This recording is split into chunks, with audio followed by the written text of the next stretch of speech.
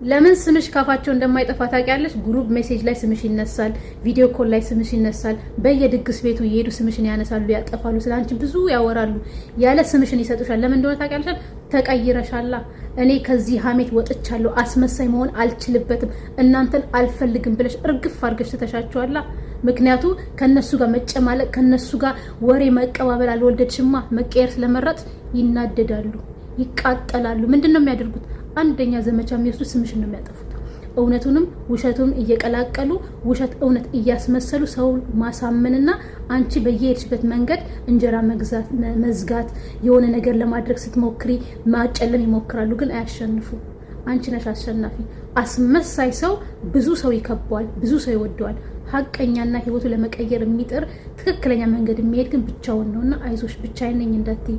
እንኳን ደስ አለሽ፣ የድል መንገድ ጀምረሽዋል ማለት ነው። ተቀናቃኝ ሲመዛብሽ የድል መንገድ ይደሻል።